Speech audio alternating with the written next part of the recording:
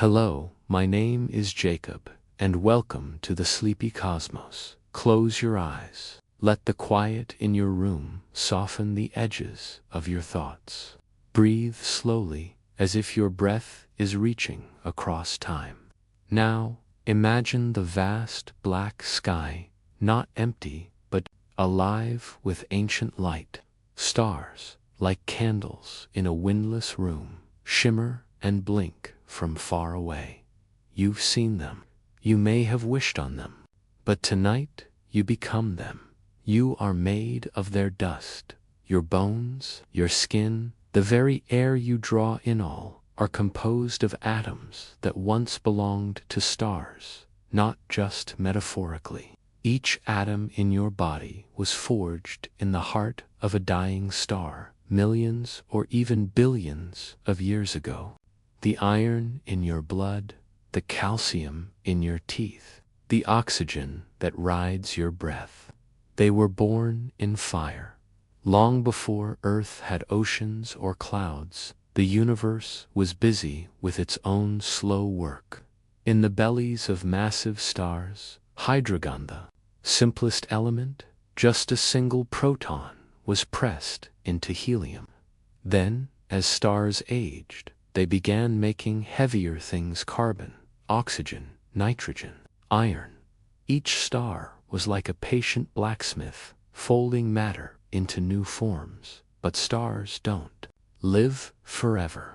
Eventually, they fall inward under their own weight, and when they collapse, they explode supernova, a final breath of unimaginable brilliance. In that moment, their hearts burst open and cast everything they had made into the galaxy. Ashes of light, scattered like pollen in the cosmic wind. That stardust drifted for millions of years. It floated and circled and gathered, pulled by gravity's quiet insistence. Some of it came together, again dust and gas, joining hands in the dark. And eventually, it formed a new star, and around it a system of planets. One of them, blue and trembling with potential, became home. That home is here. That home is you. The Earth itself was built from ancient star remnants.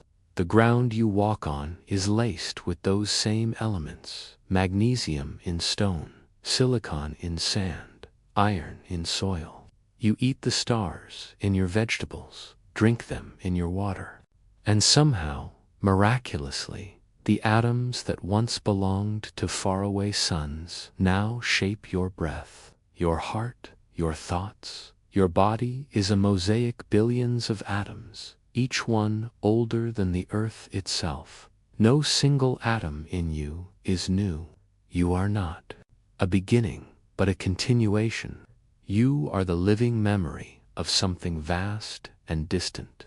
You are the quiet echo of collapsing stars. And these atoms, though unimaginably small, are not still. They shimmer, they hum, they move with purpose.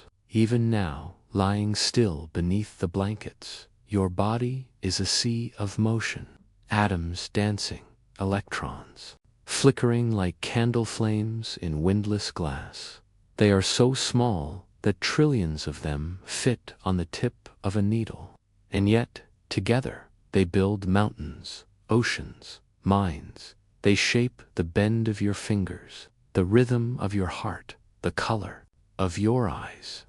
You are large, but made of the tiniest things, and the tiniest things have the biggest stories. When you run your hand over your skin, you feel smoothness or warmth. But deep down, beneath sensation, you are mostly space. Atoms are mostly empty clouds of energy, not solid spheres. They are like tiny solar systems with vast, invisible orbits. Imagine holding a grain of sand in your hand.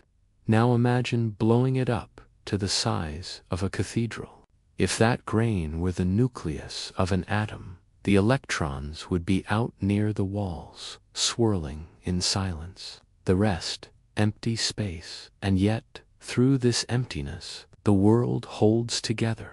How strange it is that what feels solid is mostly nothing, that what seems permanent, your breath, your thoughts, is always changing. Atoms come and go. You shed them, absorb them, borrow them. The atoms that were part of you yesterday may be floating through the room right now. Even your breath is part of the story. Take a deep one now, gentle and slow. Within that breath is nitrogen, oxygen, perhaps a single argon atom that once passed through the lungs of someone long gone. The air connects us, across time and across bodies. Atoms don't remember where they've been, but they carry the evidence of their past. A carbon atom in your chest might once have rested in a tree, or a mountain, or a mammoth's beating heart. There is no separation between you and the universe. You are the universe, thinking about itself. And so you lie here, wrapped not just in sheets, but in the oldest elements. Your hands are borrowed starlight. Your heartbeat is a song with roots in the very beginning. Explore the cosmos. It is already within you. Even your dreams are made of atoms. And just as stars give birth to elements, atoms give birth to experience. The flicker of neurons in your brain, the source of memory, imagination, sleep arises from the same particles that once circled in ancient fire. Atoms do not dream, but they build the machinery that allows you to. So as you drift toward sleep, know that you are made of things that were forged in fire, cooled by time, and brought here through an infinity of chance. And in the stillness of the night, they wait to be known. The smallest pieces of you are still moving, still glowing, still telling the story of the universe, one silent breath at a time. And if atoms are stories, what are they building inside you now? You press your palm gently against the sheets. Yet, beneath your skin, beneath every cell, beneath the atoms that shape you, there is emptiness. You are not made of matter the way a brick is made of clay. You are built from patterns, from spaces between things, from whispers of motion and silent tension. Atoms are not the hard balls once imagined. They are not beads stacked together or grains of something pure. They are mostly nothing so much. Nothing that if all the empty space in your atoms disappeared, you could be compressed into something smaller than a grain of salt. Not your arm, not your head, all of you, and yet here you are, breathing, thinking, touching the world as if it were truly solid. Imagine walking into a cathedral carved from air, high empty ceilings stretching far above. A single candle at the center glows not with flame, but with presence. That candle is the nucleus, dense and tiny. Everything else, the vast space surrounding it, is where electrons drift, never still, never certain. You are that cathedral. Every atom in your body is a space of almost nothing, held together by invisible threads. What you call solid is a conversation between these spaces, between the charges and spins and invisible barriers. If you could shrink down, shrink and shrink, until you're small enough to enter a single atom in your fingertip, would not find walls, you would find silence, a dark vastness, and at the center, a speck so tiny you could miss it.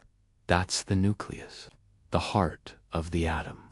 And orbiting, not like planets, but more like clouds of possibility, are the electrons. They're not small dots whirling like moons. They're not really things at all, not in the way your eyes expect. They are presence smeared through space, probabilities that blur the line between here and there. You don't see electrons, but without them, you wouldn't see anything. They keep atoms apart. Because electrons repel each other, they create resistance when atoms come close. That resistance is what gives rise to the sense of touch. When you hold a cup, when you feel your heartbeats beneath your chest, when you close your eyes and rest against the pillow, you are feeling electric repulsion. You are feeling the pushback of clouds that refuse to collapse into one another. So your hand does not truly touch the world. It hovers above it always, a few atom widths away. You float, unknowingly, above every surface you meet, and yet this invisible scaffold holds you upright. It lets you move through space without falling apart. It gives your body its shape, your bones their strength, your voice its breath. How strange to be made of emptiness and still be so full. The nucleus, the candle at the center, carries most of the atom's mass, but it is so small that if an atom were the size of a stadium, the nucleus would be a single grain of rice at midfield. Everything else stands, the sky above, the air around is, where electrons drift, and even the nucleus is not solid. It too is built from smaller parts, which you'll meet later, to dot what keeps this empty architecture from falling apart. What keeps it from dissolving into chaos? The answer lies in balance, in the gentle play of charge and energy. Electrons are negative, the nucleus is positive, a kind of eternal tension, like dancers orbiting a stage, always moving, never touching. That tension becomes your tension, not the kind that tightens shoulders, but the kind that holds you together. The quiet, graceful equilibrium that lets you sleep and breathe and be you. Are not a pile of particles. You are a pattern, a scaffold, held in shape by relationships between emptiness and energy, by boundaries made not of walls, but of agreements. The deeper science peers into matter, the more ephemeral it becomes. Billiard balls has faded. Now we know. There is no solid in the traditional sense, just fields, just forces, just clouds of what might be, but it doesn't make you less real. It makes you more miraculous, that you can think, dream, love, and stretch across time, all while built on a scaffold of almost nothing, is not a trick. It's the quiet poetry of physics. Everything you see is made of atoms. It's the space between them, the energy holding them, the invisible rules they follow that create the world as you know it. Look around your room, even in the dark, the lamp, the blanket, the air, the curve of your shoulder beneath the sheets. Each of these things is made of emptiness, stitched together by unseen forces.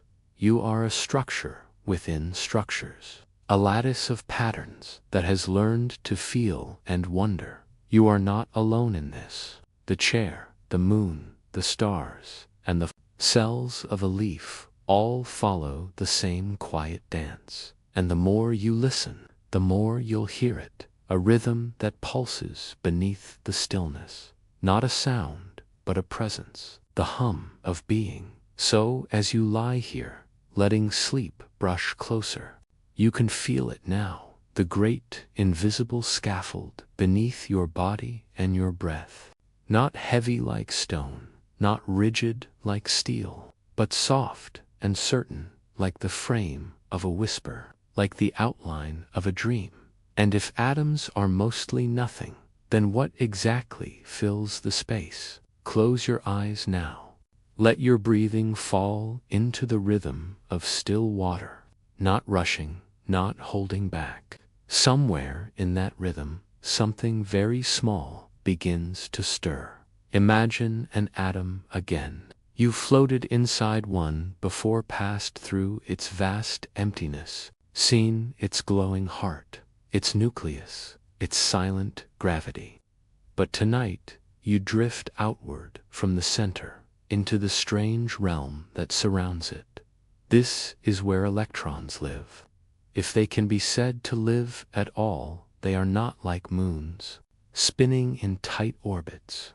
They do not circle obediently. Instead, they flicker, vanishing and reappearing, shimmering in patterns of maybe and not quite.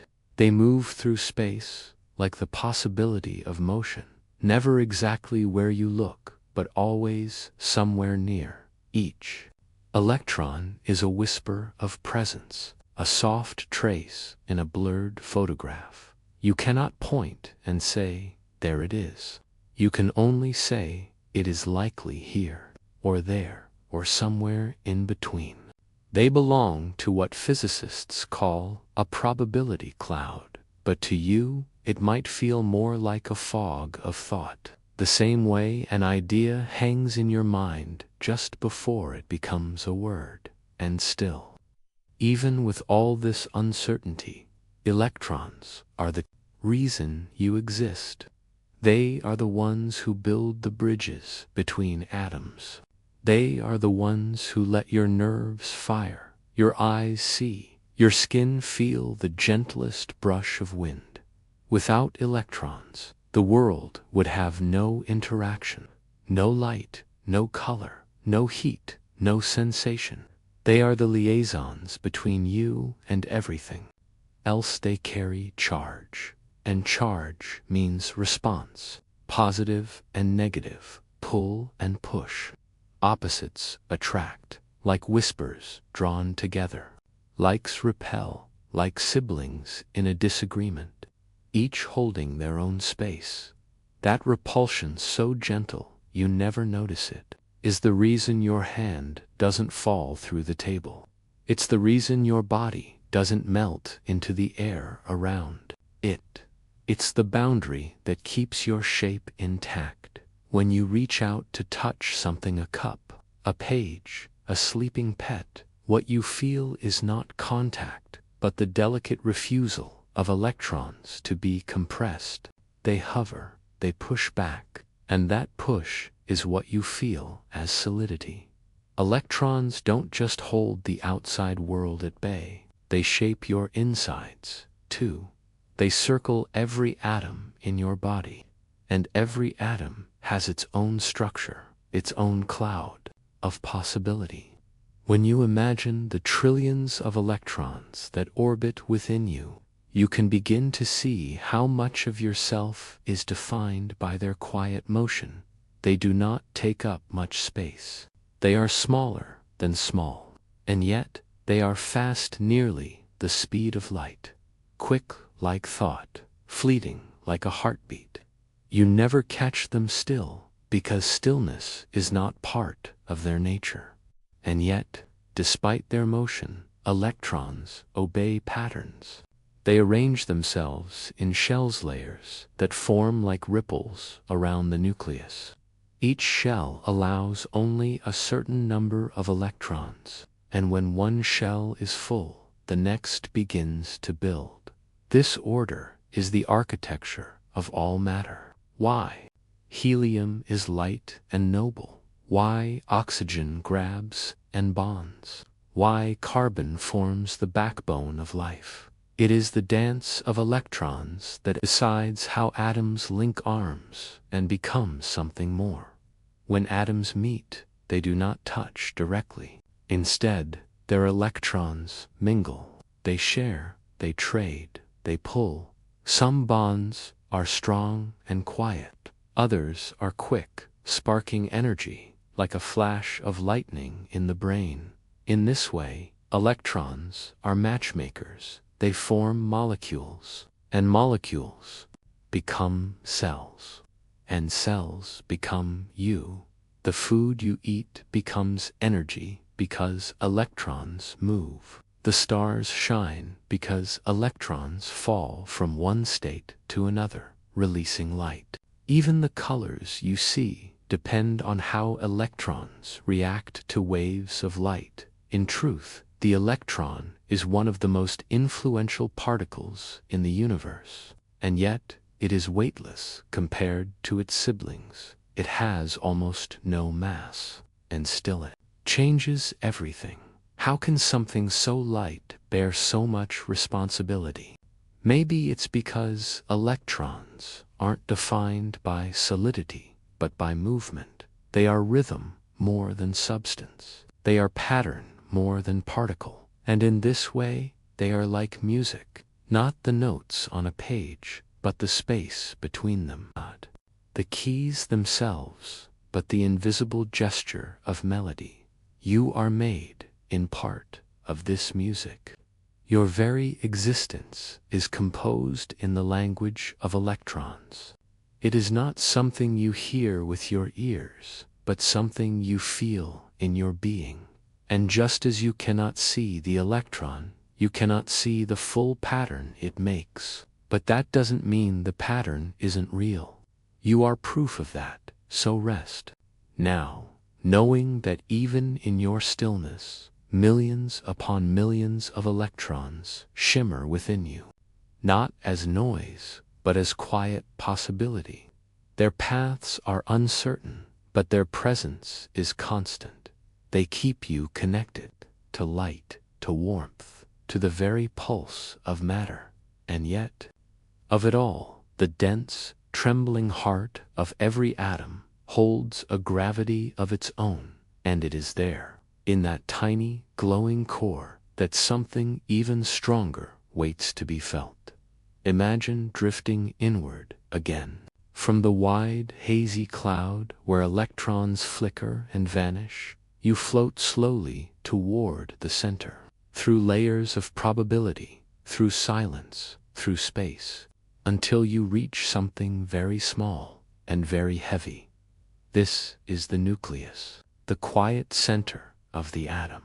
It holds almost all of the atom's mass, yet it is no larger than a grain of dust hidden inside a vast cathedral of emptiness. And still, this tiny heart holds everything together. The nucleus is not smooth, not still. It is packed, crowded with tension. Inside, two kinds of particles live shoulder to shoulder, protons and neutrons. You might picture them as round and simple, but they are not so easy to define. They are more like patterns of motion, held in place by something deeper. But tonight, you may imagine them like siblings, sharing a small room, close, tangled, and never fully at ease. Protons carry a positive charge, and like charges, repel each other. Every proton in the nucleus wants to push the others away, as if each one is holding its breath, ready to burst apart. You can think of it as a room full of magnets, all turned the same way, trying not to touch, and yet they do. They stay pressed, close in a space too tight for comfort. Why don't they fly apart? Because there is another force at work, one stronger than repulsion, stronger than electricity, stronger even than gravity. It is called the strong nuclear force. It reaches out, but only over tiny distances, distances smaller than the size of a single proton. But when particles are close enough, this force acts like glue, holding them fast, like invisible threads, binding them together, whispering, "Stay." It is not gentle, it is fierce. And it is this force that keeps the heart of every atom from tearing itself apart. Neutrons have no charge, they carry no push or pull of electricity, and yet they are essential. They act as quiet mediators, easing the tension between the protons. Without neutrons, the protons' mutual repulsion would be too much. The nucleus would become unstable, shaking itself loose in a sudden release of energy. But with neutrons present, there is balance. a hush between the shouts, a stillness between the pulses. Protons define what element an atom is, but neutrons decide how stable that atom can be. Sometimes there are too few or too many, and when that happens, the nucleus trembles, waiting for change, a slow unraveling, a letting go, what we call radioactivity. But that story waits for another night. Tonight, you rest inside a stable core, not frozen, but bound, a heart of matter that is always moving, always balancing the forces that hold it together. The nucleus is tiny but mighty, 1,000,000 times smaller than the full atom, yet containing nearly all of its weight. It is dense, so dense that if you could collect a teaspoon of pure nuclear matter, it would weigh more than a mountain, and yet you carry billions of nuclei inside you. They sit at the center of every atom in your body, silent and strong, humming their ancient music. You don't feel them, you don't hear them, but they are there, like the heartbeat of the cosmos itself, echoing quietly inside your chest. Think about this. All the material you know, every rock, tree, ocean, and star, is built from atoms with trembling hearts. From the earth beneath your feet to the dust on your windowsill, everything has a nucleus, and every nucleus is a bundle of tightly held love and tension, a union of forces that would pull apart if not for a greater bond. It is a balance, not unlike your own inner life, thoughts that repel the way you are made from pieces smaller than imagining. Yet those pieces build your hands, your breath, your dreams. The nucleus is one such piece. It gives the atom its identity, its stability, its power, and it gives you yours. But there is something else waiting within the nucleus, something even smaller, even more strange. The protons and neutrons are not the final layer. They, too, are made of something more. And if you drift a little closer, a little deeper, you might begin to feel the pull of the tiniest building blocks of all. You are built of elements: oxygen, carbon, hydrogen, calcium, each one a note in the symphony of you. But what makes an element an element? What gives it a name, a nature, a place on the table of the universe? The answer is simple, but profound. It is the number of protons. 1, and it is hydrogen. 2, and it becomes helium. 3, lithium. Add just one more, and you've changed its identity completely. Protons are the silent gatekeepers of matter. Each one sits inside the nucleus, small and firm, and each one brings with it a positive charge, a push that affects everything around it. Their number is everything.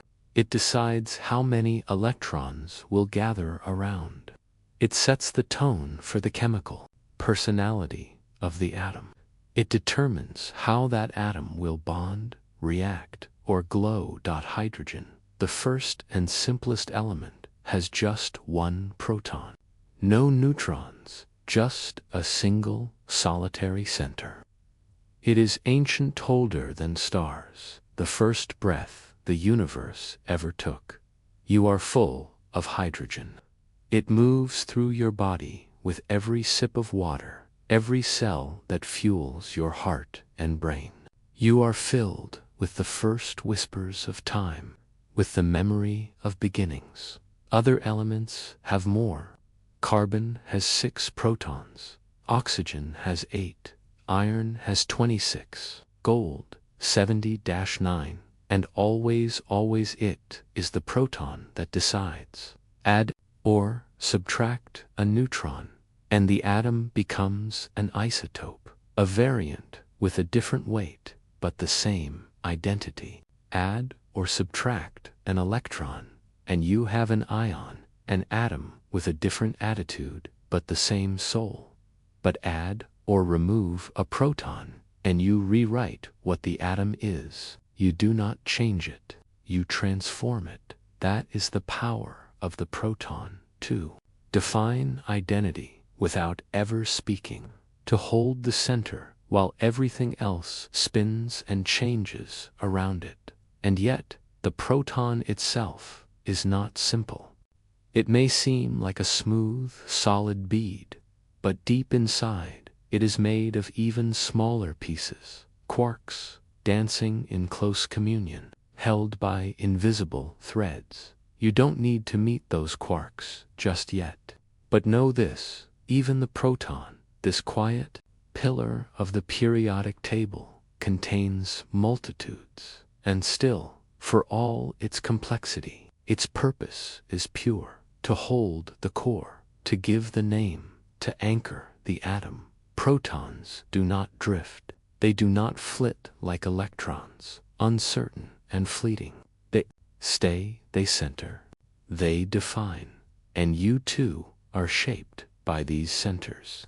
Your body is not just built from matter. It is arranged, coordinated, relies on iron and its 26 protons. Your bones hold calcium with 20. Your DNA twists and weaves with phosphorus with 15. Protons determine what's possible, what combinations are allowed, what structures can be built, and what's more beautiful, they do it quietly. The proton doesn't shout, it doesn't move around. It simply exists, firm, present, certain, and by existing, it gives form to the world. You might imagine a library filled with books that cannot be opened, but whose spines bear the names of what could be written inside. Each spine is labeled with a number. That number is the number of protons, and that number tells the story. The periodic table is that library, and the protons are its index, its quiet alphabet. There is comfort in that, in knowing that identity can be so consistent. The proton stays, and when it changes, the atom is no longer itself. It becomes something new, something entirely different. So, when you drink a glass of water, you are not just drinking HO. You are welcoming tiny clusters of hydrogen, the simplest atoms of stars, each one a letter in the word of you.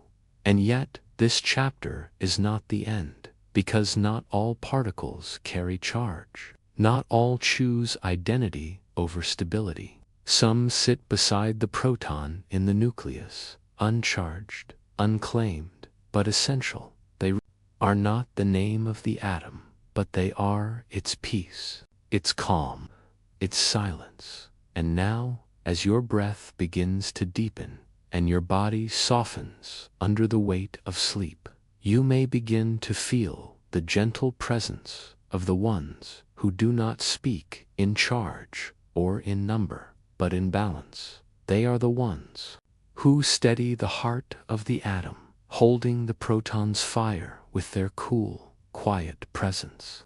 They are the ones we'll meet next. The center of the atom is not just charged fire, it is also silence. Not the silence of emptiness, but the stillness of something deeply necessary. You have already met the proton, full of purpose, full of charge. It gives the atom its name. It speaks identity into being.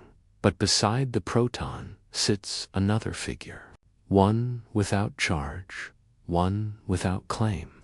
It does not decide what the atom is. It only helps the atom stay. This is the neutron, a particle of quiet balance, a companion, a soft center of calm in the electric tension. You might picture the nucleus now, a tight cluster of protons each with a positive charge, each pushing against the others, trying to escape the crush of closeness. Like a room filled with people, all shouting the same opinion. Too much sameness becomes instability. Too much charge, and things fall apart. The neutron enters like a deep breath, like a silent friend who stands between arguments, not taking sides, just being present. It adds mass, yes, it makes the atom heavier, more grounded. But more than that, it adds stability. It allows the nucleus to exist without flying apart in helium. Two protons would repel each other too strongly, but two neutrons soften the space between them. In oxygen, in iron, in gold, it is the neutrons that let the story unfold. And inside you, that balance continues. You are made of atoms whose protons and neutrons coexist in a delicate dance. Too few neutrons and atoms become unstable. Too many, and they may drift into radioactivity. But just the right number, and you are whole in your bones. Calcium rests. Each calcium atom has 20 protons and 20 neutrons, perfectly paired, balanced like a breath in and a breath out. In your blood, iron pulses, 26 protons, 30 neutrons, a slight tilt toward calm, a heaviness that serves a purpose. Neutrons do not create charge, do not attract electrons, do not sparkle or shine, but they carry force, an invisible strength, called the strong nuclear force. It is what holds the nucleus together, what binds protons and neutrons in close embrace. And that's the irony, isn't it? That something with no electric voice should carry the strongest force in nature. A neutron does not need to be loud to be powerful. Its strength lies in its silence, in the way it simply is, whole, complete, and quietly essential. You might think of someone in your life like that, someone who never had to say much, but whose presence brought peace. The neutron is like that. It steadies without speaking. Sometimes, though, the balance tilts. Sometimes a neutron is alone, outside the nucleus. When that happens, it begins to fade. A free neutron will decay after a few minutes, as if it needs the company of the nucleus to survive. There is a lesson there, perhaps, about the need for connection, about how we are held together not just by identity, but by those who calm us. You are not just a collection of atoms. You are a pattern of balances. Your breath, your warmth, your thoughts, all rely on the peace between opposites in the stars. Neutrons take on other roles. When massive stars collapse, they may form neutron stars, cosmic remnants, so dense, a teaspoon of their matter weighs billions of tons. Imagine that, a world of almost nothing but neutrons, packed so tightly they form a single city-sized object, spinning in the void, still holding echoes of the star that once was. Even in collapse, neutrons remain, silent, strong, enduring. But here, in you, they are gentler.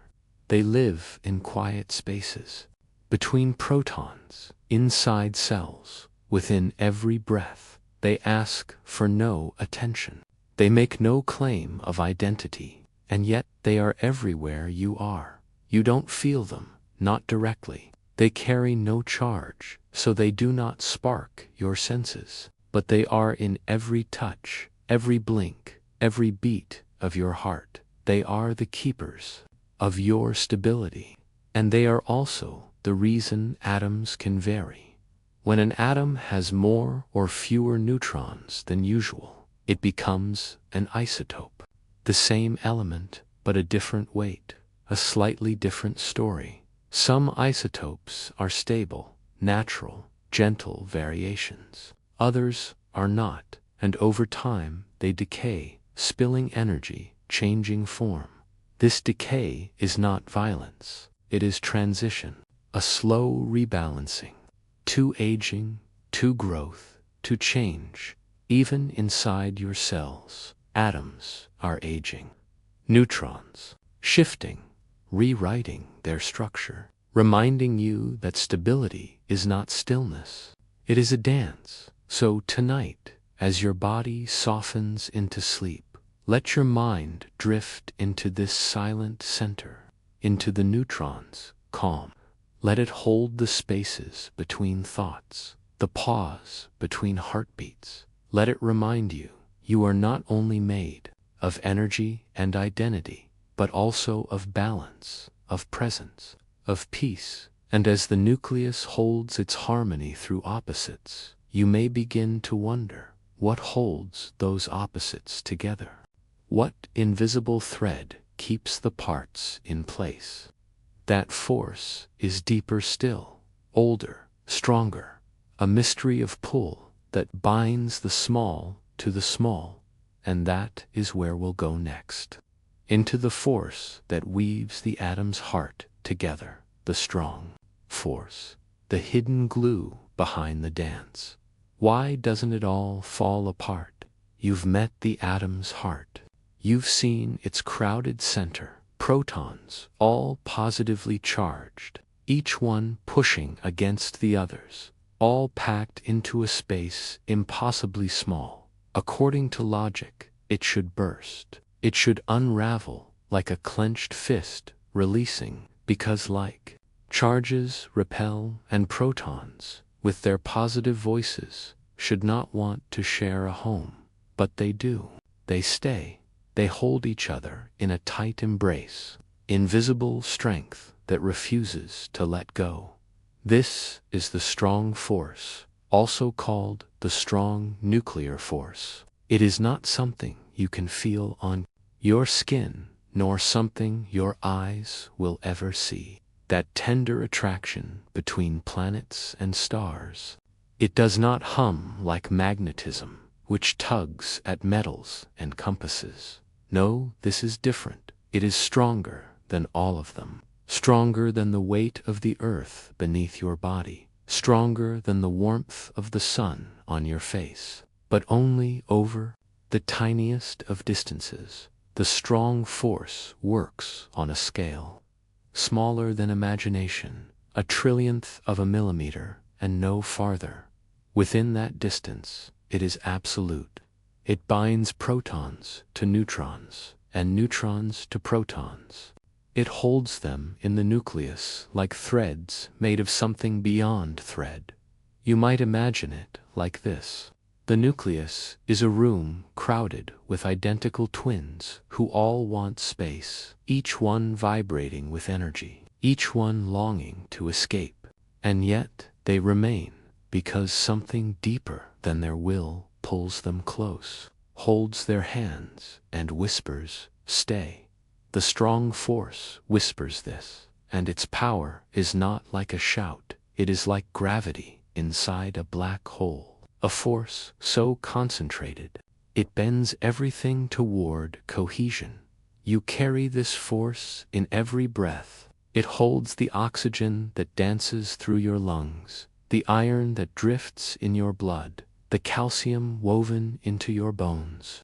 It is not poetic exaggeration to say you are held together by something that no one has ever truly seen.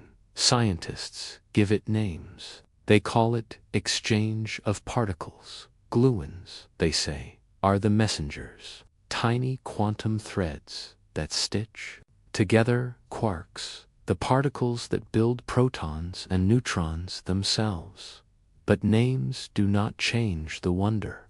The strong force does not need us to understand it to do its work. It is old as the first second after the Big Bang. In that fire, in that birth of time, when particles blinked into being, the strong force was already there, sorting chaos into structure. Without it, there would be no atoms, no stars, no story, not even the thought of a story. And even now, inside the sun, the strong force sings. Each time hydrogen fuses into helium, each time energy bursts outward as light. It is the strong force that holds the nuclei just long enough for fusion to occur. Without that, the sun would not shine, your days would not be bright, your world would be cold and still. You owe your warmth to a force you can never feel directly. This may feel strange, that something so strong should also be so hidden, but perhaps the deepest truths are like that, not loud, not visible, but always present. And perhaps this is how life holds itself too, with quiet threads that don't need praise, with forces we don't name until they break. The strong force only works when particles are close. If they drift too far apart, even by a tiny fraction, the bond disappears. The nucleus may crack, and with it, release energy beyond imagination. This is the secret behind nuclear energy. When atoms split, the strong force lets go, and the energy once stored in that bond is set free. It can warm cities, it can power ships, it can also destroy. That's the paradox of strength, isn't it? When misused, it becomes danger, but in balance, it gives life. And the world has always lived in this balance. You might feel small, lying there beneath stars you cannot name, but inside you, the same powerful threads that hold the heart of atoms are working gently. Every synapse, every memory, every moment of stillness, built upon a foundation that will not let the world fall apart. So let yourself soften now. Let your body rest into the bed beneath you, like an atom sinking into its own gravity. Feel that strength not as pressure, but as holding, not as tension, but as presence. There are many forces in the universe, each with its own voice, its own way of touching things. But the strong force is the first, the deepest, the one that whispers, "Stay close." And yet, even this power is not alone. For while the strong force binds things tight, there are others that shape the way atoms behave. One of them, much weaker, much slower, still changes the world. It lets atoms fall apart gently. It allows time to pass, elements to transform. It is not strong, but it is essential. It is the weak force, the force of subtle change. And perhaps, after all this strength, you lie here, quiet and aware.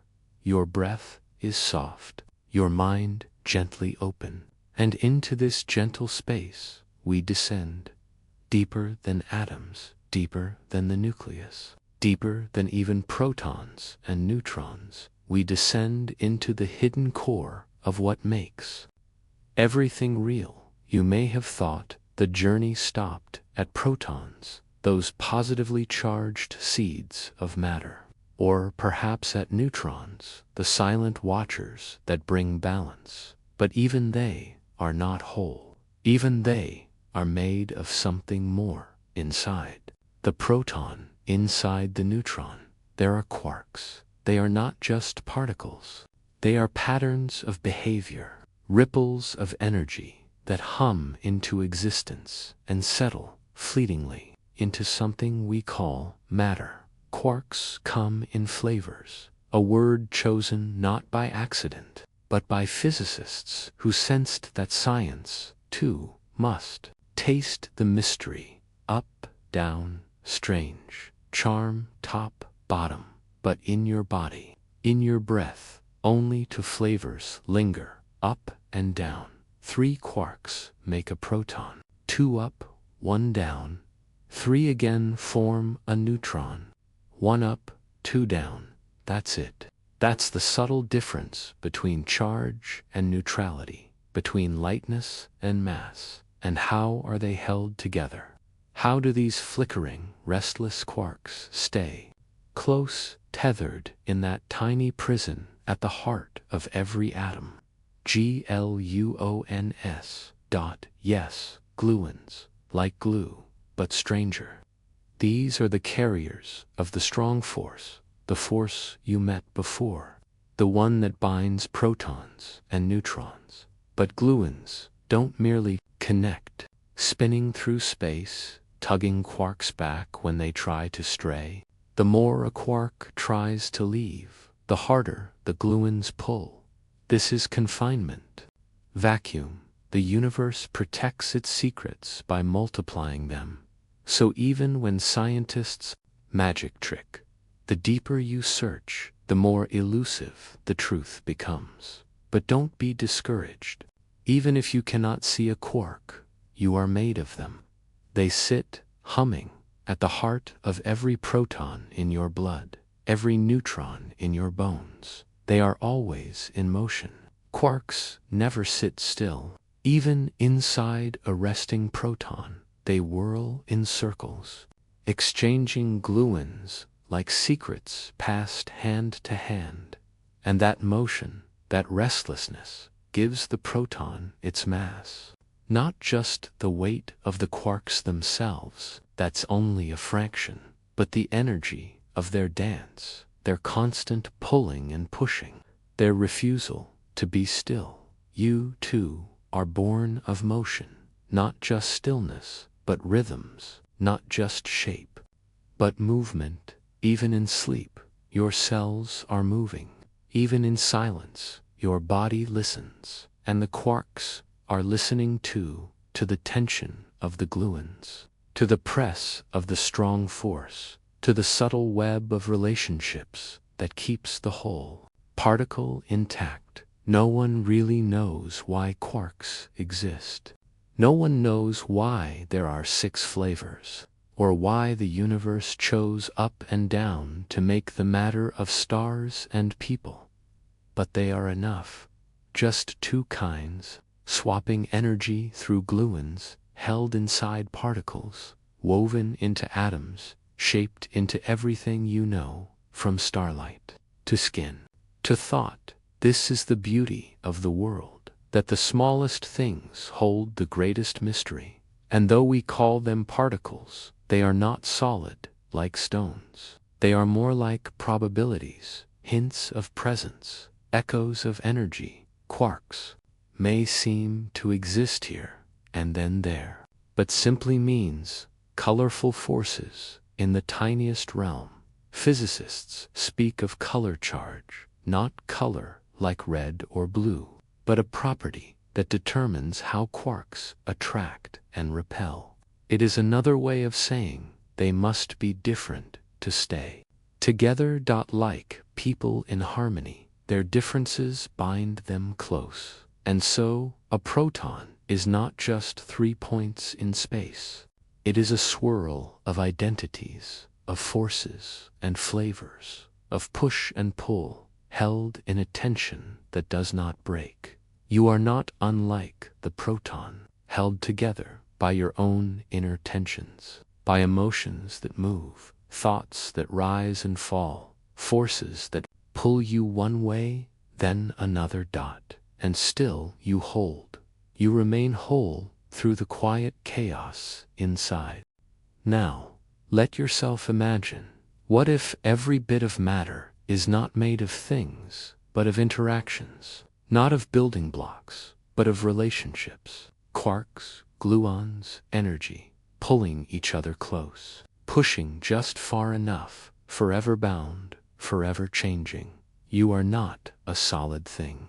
You are a field of forces, a wave of possibilities, a song played by particles that never touch, but always connect. And as you drift now, through this strange quantum night, let yourself rest in the comfort that the deeper we go, the more wondrous it becomes. For even quarks and gluons are not the end. There is more, a realm of uncertainty, of probabilities, of strange behaviors that seem to defy sense and yet give rise to all meaning.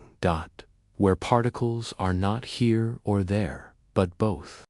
where choices are possibilities, not outcomes, where the rules of reality seem written in riddles.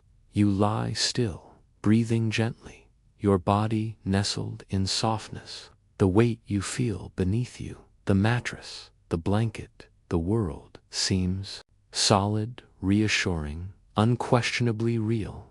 But tonight you drift through the space between, the space inside everything, the space that makes up nearly all of you. Take a moment to imagine your hand, lifted in your mind's eye. Feel its warmth, its shape, its strength.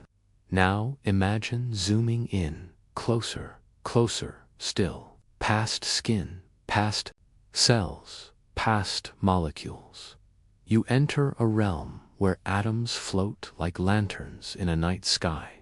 Your hand becomes a constellation, and between each glowing atom, a vast emptiness stretches wide. In truth, almost everything is nothing. The solid world, you feel this blanket, that breath is built of atoms that barely touch.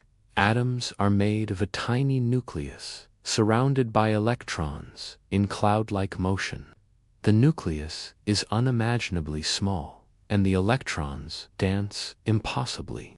Far from it, if an atom were the size of a cathedral, the nucleus would be a speck of dust at the center. The rest, a cavernous space where silence lives, a ballroom for possibility. So how do you feel the world? How do your fingers hold a warm mug, or your body rests against the bed? You never truly touch anything, not the mug, not the sheets, not even another hand. Instead, you feel the pushback, the gentle repulsion between electron clouds, like two ghosts brushing past but never joining. It is this electric resistance that gives rise to touch, that says here is a surface when nothing has truly met. Everything you call solid is an illusion crafted by forces, not bricks and mortar, but invisible scaffolding, a tension between dancing fields. And yet, it feels real. It feels stable. It feels safe, because reality, despite its emptiness, holds you. The chair supports your weight. The spoon stirs your tea. The floor does not fall away.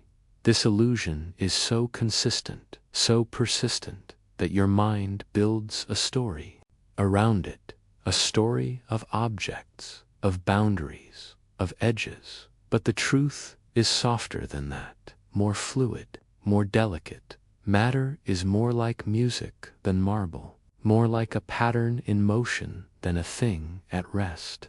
The particles in your body vibrate constantly, fluctuating with energy, held in place by forces too small to see and too strong to break. You are not a statue made of stone.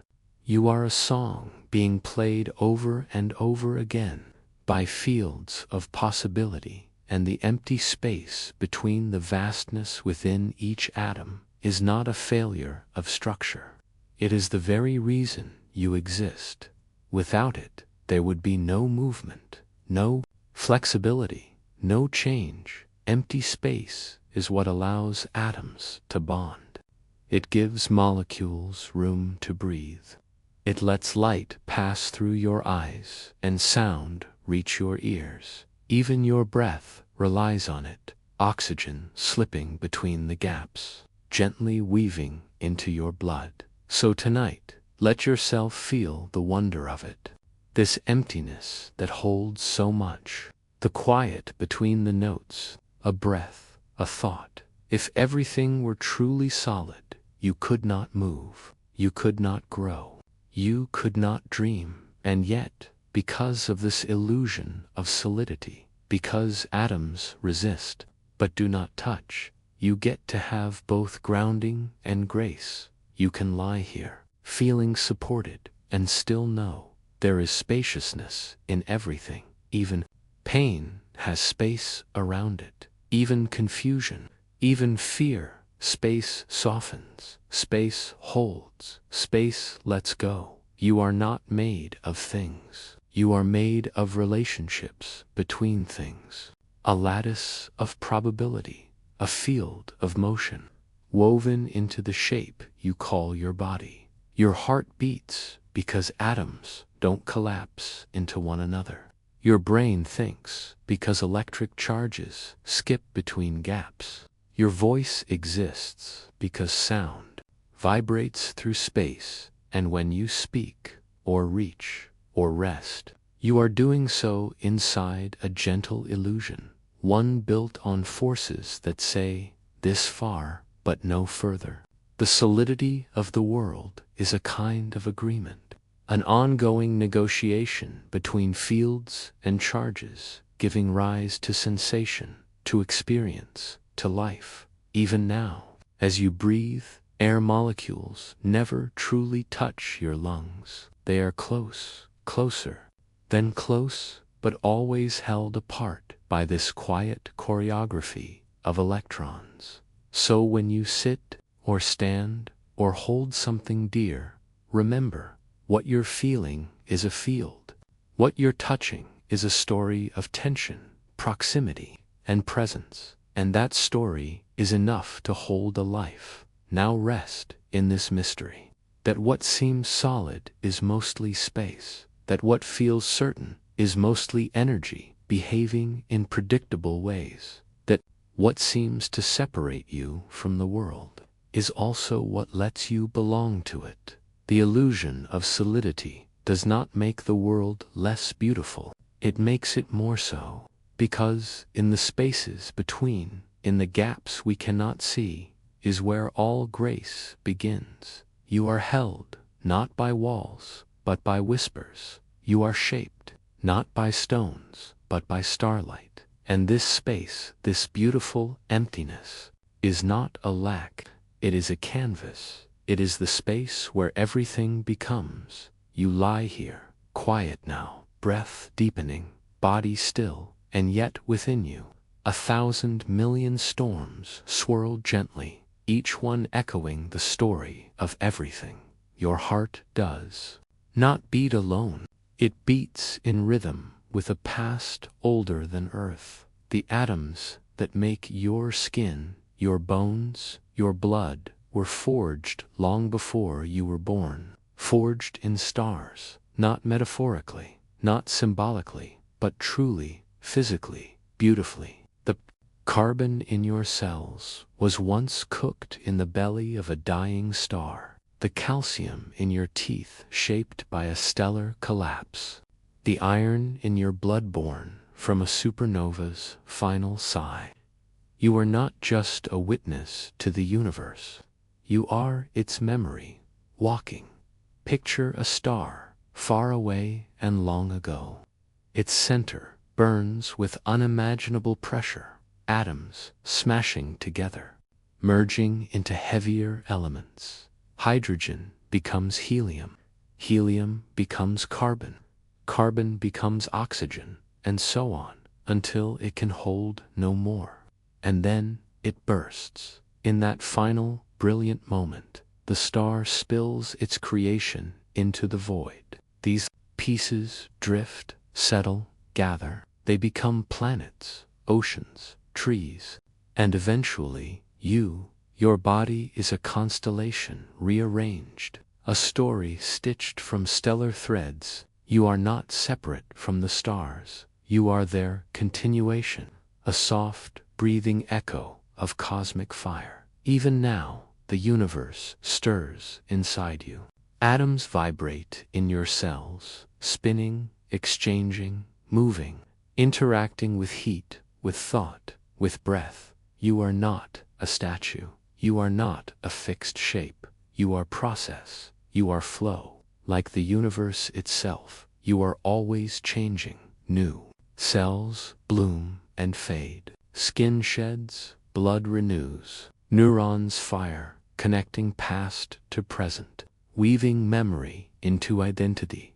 Nothing within you stays the same for long, except the rhythm of renewal. Your body is a symphony of transformation. You breathe in the sky. You eat the light captured by plants, carried through fields and hands into your waiting mouth. Each meal is a transfer of sunlight, a quiet inheritance from chlorophyll and rain. You digest it, break it down, and build yourself again. Your breath is shared with trees, with animals, with oceans. You exhale carbon, a gift for the world to use again. In this way, you are not bounded by your skin. You are not merely in the universe. You are woven through it, threaded into every system, entangled with every pattern, even your thoughts. Those flickers in your brain are shaped by forces older than thought itself. Electric fields guide the signals. Quantum uncertainty lets them form. Memory arises not from solidity, but from movement. You are not solid. You are space and motion. You are made of what we call matter, but matter is only energy, briefly settled, like a wave, folding in on itself. For a moment, and still you are more than the sum of your atoms. You are not just what you're made of. You are what you do with it. You are choice and rhythm and tenderness. You are curiosity wrapped in chemistry. And just like the universe, you are not finished. You are unfolding, becoming, expanding inward. Even now, as you lie in the quiet dark, your body hums with energy. Your cells breathe, your atoms shimmer. A universe of galaxies, all inside the space of your chest. Let yourself be held by that truth. Let it soften you. Let it lull you into the sleep of a star, remembering its shape. And as your breath slows, as your body sinks, know this: you carry the cosmos inside you, not just as matter, but as meaning. You are a continuation, a question still being asked, a whisper of stardust waiting to dream.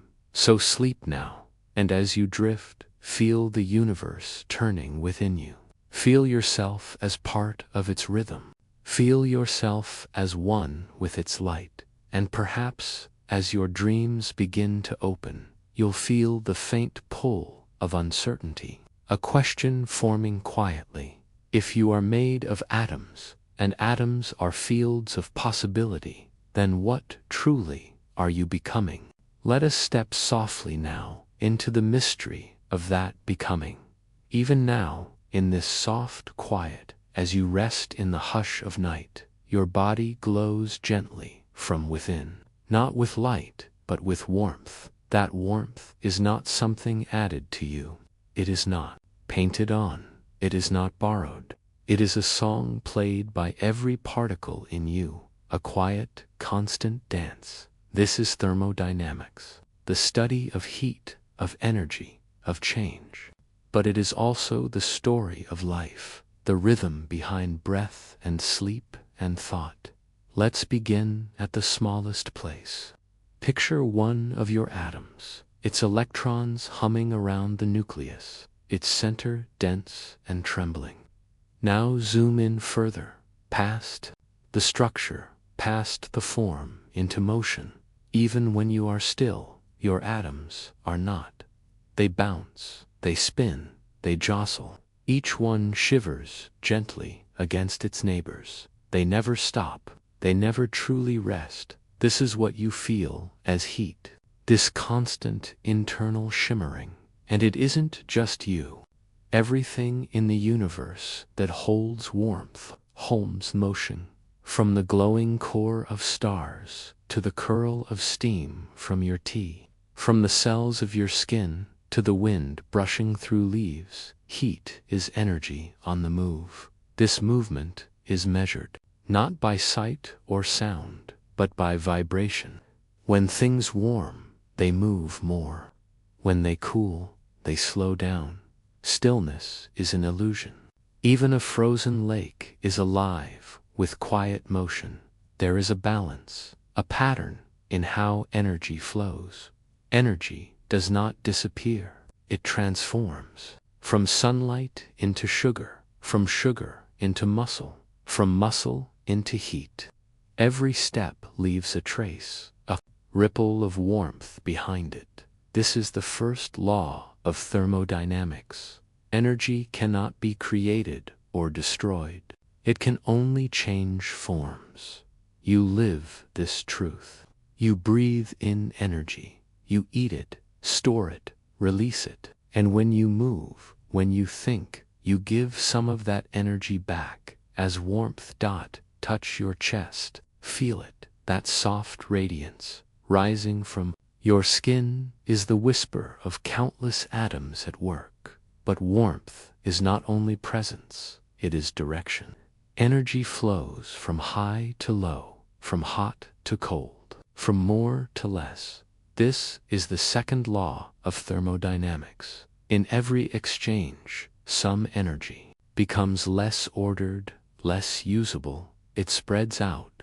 Entropy increases. Entropy, a word that sounds like a sigh, a soft letting go. Not destruction, but diffusion. Imagine a drop of ink falling into a still glass of water. At first, it's contained, concentrated, precise, but slowly, inevitably, it spreads. The color softens, drifts, fades, until it becomes everywhere. And nowhere in particular. That is entropy.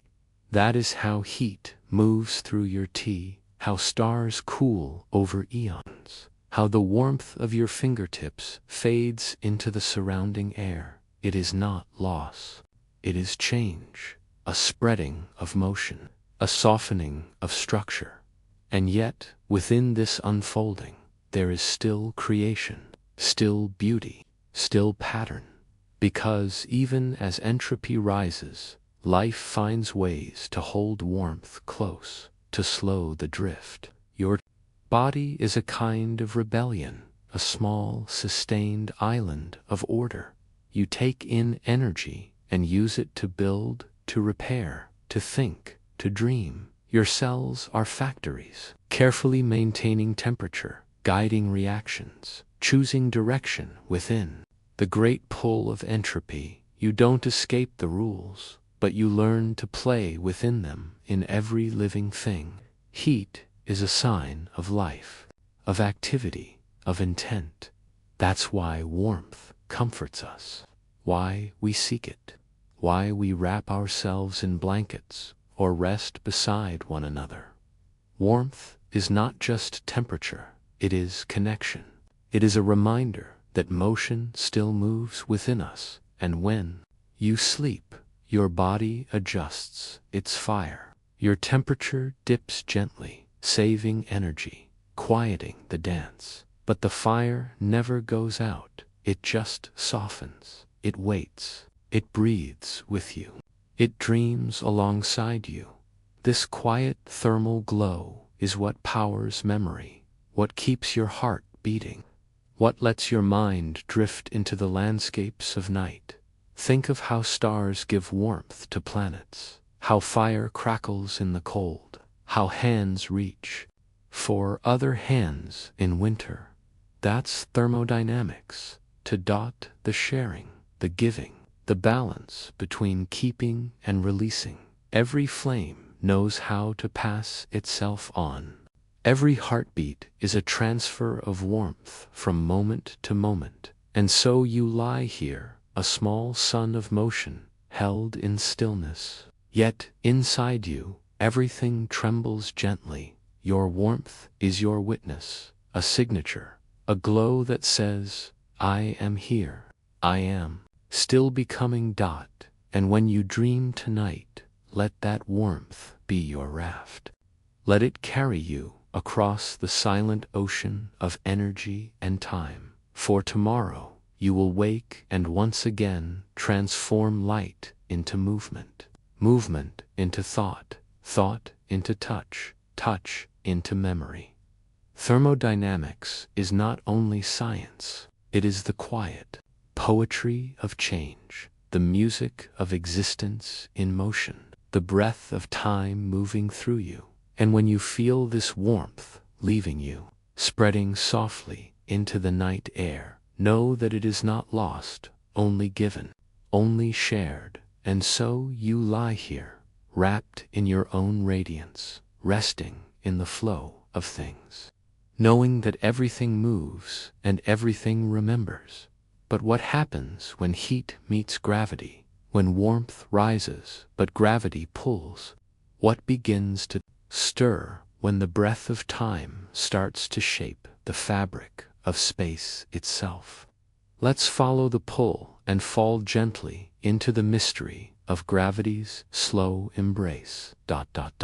The world feels chaotic, sometimes loud, restless, unshaped. But beneath all the motion, beneath every sound and flicker of life, there is a quiet arrangement, humming tonight. You lie beneath that rhythm. Breathe in, breathe out. Let your thoughts dissolve like mist.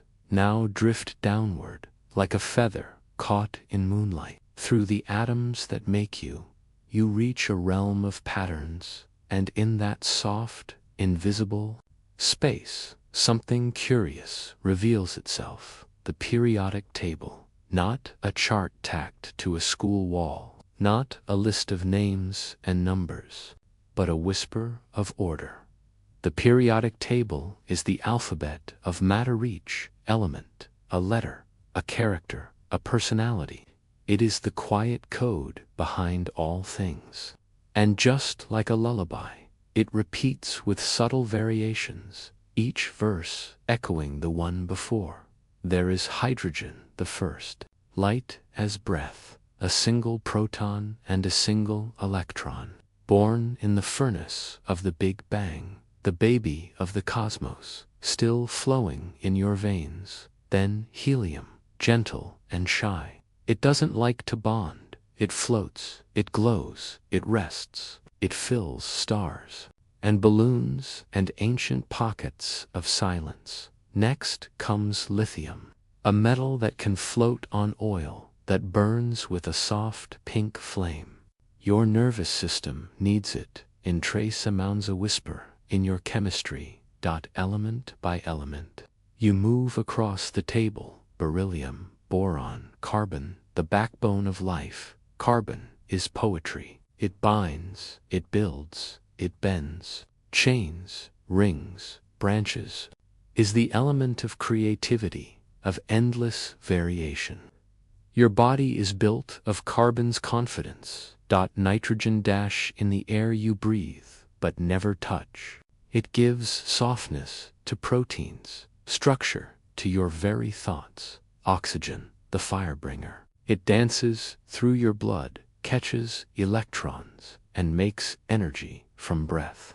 You are alive because oxygen completes the circuit. Fluorine so reactive, it can bite through almost anything. It sharpens your toothpaste and deepens the stars. Neon, a quiet light, trapped in glass. And so the table continues. Each new element is a note, a vibration, a frequency. Sodium crackles, magnesium glows white, phosphorus glows green in the darker spectral light. Each row of the table, each period represents a repetition, a cycle of properties repeating with variation, like verses of a song that echo familiar themes. It is not random, it is rhythm. As elements line up, their behaviors rise and fall in predictable waves. Metals on one side, soft and giving. They lose electrons like leaves in autumn, becoming positive and light. Non-metals, on the other, gathering electrons like careful collectors. They complete bonds, form shapes, give rise to the structure of your DNA, your breath, your sleep. In the middle, transition metals, steady, colorful, complex. Iron in your blood, copper in your nerves, gold in ancient rings. They hold on and let go with a grace all their own. Then come the lanthanides and actinides, the rare. Imagine the table as a map of potential, a terrain of personality. To the left, those eager to give; to the right, those longing to receive. Between them, bonds form, compounds are born, salts, sugars, waters, acids, bases, the molecules of stars, and cells and coffee and tears. You too are an arrangement. You are a verse in this elemental poem. Your bones echo calcium, your breath exhales carbon, your blood pulses with iron, your thoughts spark with sodium and potassium, dancing across neuron walls, and even the rarer notes appear in you: zinc for healing, selenium for protection, iodine for balance. The periodic table is not distant. It is your family, your ancestry, the deep architecture of your being. It whispers of origin. The hydrogen in your body formed 13.8 billion years ago. The iron in your blood was made in a supernova, from sea to skin, and still the table remains, waiting, whispering. Every square tells a story. Every element is a chapter, and together they make the book of matter. This book does not end. New elements are born in labs. Old ones decay into new shapes. Some are stable. Some vanish in milliseconds. Some are yet unnamed, waiting to be discovered there. Voices still silent, their stories still unwritten, and yet all fall into place. Each square has a home, each space a reason. Like the notes of a lullaby, they settle into position. Like stars across the sky, they shine in ordered mystery. Close your eyes now. Imagine the table unfolding across the cosmos, not flat, but rising and dipping like waves. Each crest a noble gas, each trough a halogen, a landscape of charge, of pull, of rhythm. A music made not of sound, but of relationship. You drift now across this terrain. You rest inside the symmetry. The table is quiet, but never still. Just like you, and in its rhythm, we begin to sense something deeper. What happens when elements combine? When atoms share their electrons in a careful, invisible clasp? What patterns form again and again to make everything you know? The table gives us the ingredients, but it is the molecules that bake the bread, that bind the skin, that carry the scent of a pine tree in winter. Let's move now, gently, into the next question. How do atoms reach for one another? And what do they make when they do? You lie still, warm beneath your blanket of breath and stars. Outside, the world hushes. Inside, something ancient stirs.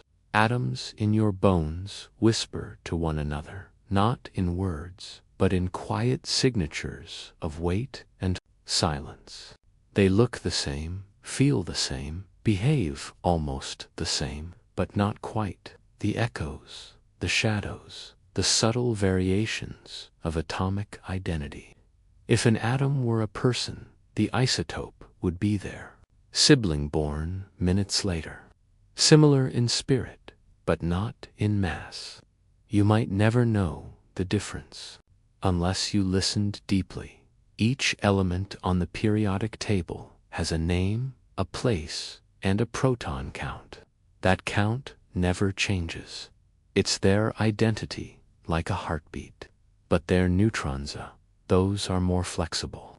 Add a neutron, and you get a version of the same atom, just heavier.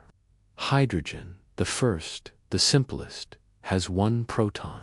But did you know it also has a twin named deuterium, with a neutron tucked quietly beside, and another, tritium rarer, still carrying two neutrons like a secret? Hold a drop of water to your imagination. In every 100 drops, perhaps one molecule holds deuterium. Heavy water It's called slightly denser, but still water. Still life-giving, still flowing. You cannot taste the difference. Carbon-12 is the version you carry. Carbon-13 is just a little heavier. Carbon-14 is different, still unstable, ticking softly with time. It breaks down, gently, slowly, predictably, and in doing so, it leaves a trail, a timestone. Tell when once living things last breathed. This is how we date fossils. This is how we remember. Isotopes are the memory keepers of the world. Not flashy, not loud, but precise, patient. They tell us how old a tree is, how long a star has been burning, how ancient a glacier once stood. Their differences, though small, change the way atoms act in time. And time, after all, is what gives matter its story. You are full of isotopes. Your teeth remember ancient meals through the oxygen isotopes locked in their enamel. Your bones sing in calcium, in strontium, in echoes of every place you've ever been. Isotopes are the fingerprints of your path, silent markers of the landscape that built you. Even the air you breathe holds memories. The ratio of nitrogen-14 to nitrogen-15 shifts slowly across oceans and soil. Scientists follow these clues, tracing migrations, food webs, even breath itself, because isotopes do not lie. They move with the world, but they never forget where they've been. Some isotopes are used to heal. Others are used to trace pollution, study oceans, or peer into volcanoes before they erupt.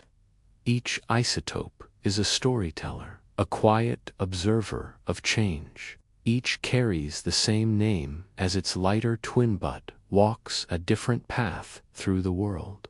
Not all isotopes are gentle. Some are wild and unstable, decaying with energy and light. They send out particles, like tiny messages from the atomic heart.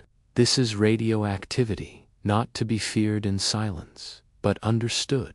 It is nature's way of rearranging itself, of letting go and beginning again. Even now, deep in your bones, tiny changes may be happening. A potassium-40 atom might one day become calcium. A silent transformation. No noise, no flash, just the quiet alchemy of time. So here you are, made not just of atoms, but of choices the universe made long before you arrived. Stable and unstable, familiar and strange. Isotopes within you carry both your history and your possibility. You begin to wonder, if matter can vary so gently, can identity also shimmer that way? Can sameness and change exist together, not in conflict, but in harmony? Like isotopes, different, but not wrong. There's a softness in that thought, a warmth, like falling asleep, knowing that who you are has room to shift and still belong, still be known. And just as one isotope becomes another in time, so too does energy shapeshift, never lost, only changing forms.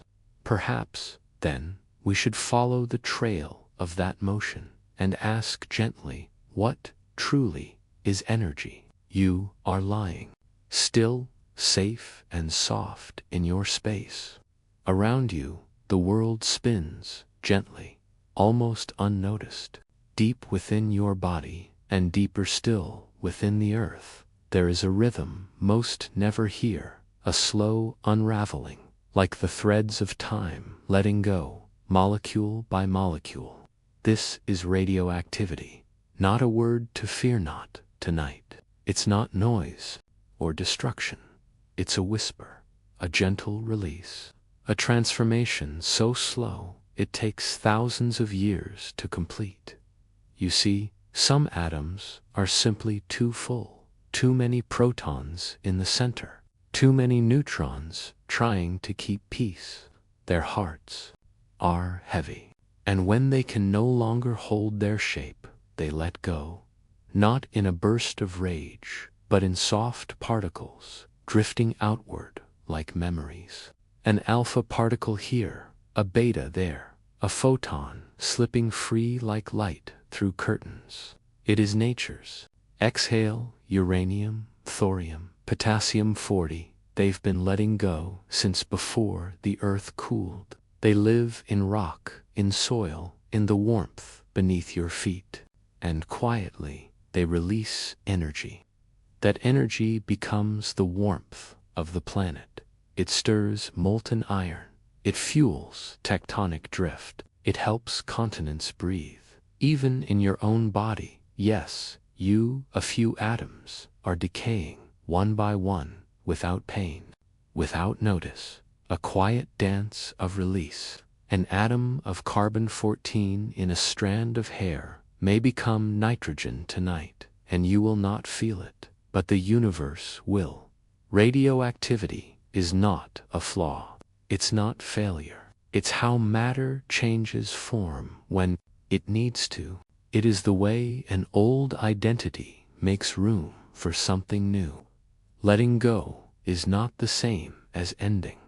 You can think of it like a candle burning. The wax becomes light and warmth. The shape changes, but nothing is lost. The same is true of an unstable nucleus. It gives part of itself away and becomes something lighter, more stable, more at peace. There are three main forms of this gentle letting go. Alpha decay is the heaviest. An atom gives up 2 protons and 2 neutrons at once, a tidy little package, like a farewell gift. Beta decay is more subtle. A neutron quietly shifts, becomes a proton, and changes the atom's name. And gamma decay is light itself, shed like heat from your skin on a cold night. Each change is a ripple. Each ripple carries information about time, about energy, about the nature of what was and what will be.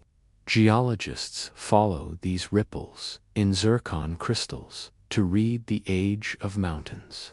Astronomers trace them in stardust to understand the birth of galaxies. And somewhere in a hospital, a radioactive isotope lights up a scan, letting doctors see inside without cutting open. These particles, once feared, are now healers, too. There's something strangely comforting in knowing that atoms can fall apart and still serve a purpose. That falling apart is part of the story. That decay is not destruction, but rebalancing, becoming. You may wonder, why do some atoms stay stable forever while others decay?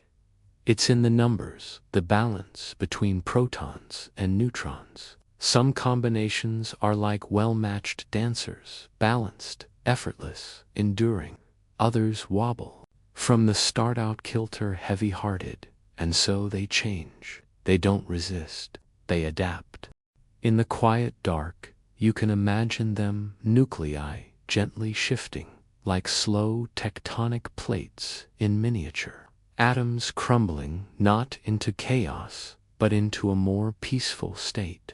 The energy they release doesn't vanish. It becomes motion, heat, light, possibility. This is how stars are born, through fusion and decay. This is how elements are forged. This is how you stay warm on a winter night. You are not separate from this process. You are of it.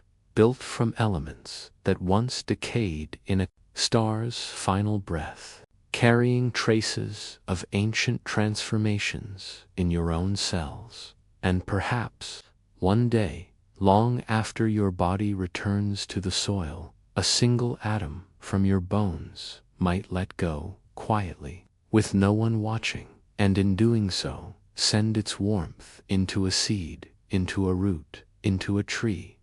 Change is inevitable. It happens at the smallest levels, and yet it is never rushed, never forced. It is slow, rhythmic, kind. It teaches us to trust time. So tonight you lie with this truth, that even what breaks apart can still shine, that what releases can still give, that what lets go lets others begin. And as you drift towards sleep, you might find yourself wondering if this soft energy, always moving, can neither be created nor destroyed. Then what truly is energy? And where does it go when we dream? You close your eyes, and already colors begin to bloom behind your eyelids. Soft reds, quiet blues, the faintest green, not from outside, but from inside your mind. Memory's own aurora. You don't need to see light to know it's there. Light is not just what fills a room. It's what whispers between particles when they are stirred, excited, awake.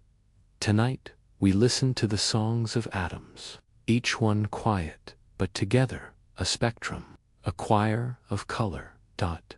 Everything begins with energy. When an atom receives just the right nudge, a spark of heat, a flash of electricity, a touch of sunlight, one of its electrons jumps. Picture a child bouncing on a trampoline, lifted weightless for a breath, but it cannot stay there. It must fall back down. And when it does, it releases that borrowed energy. That release is light, not a metaphor, actual light. Waves and particles born in that tiny shift. Each color is a different kind of leap. A violet photon is a high, sharp fall. A red one, lower and slower, like a sigh. This is how neon signs glow, excited atoms in a tube, singing their own hue.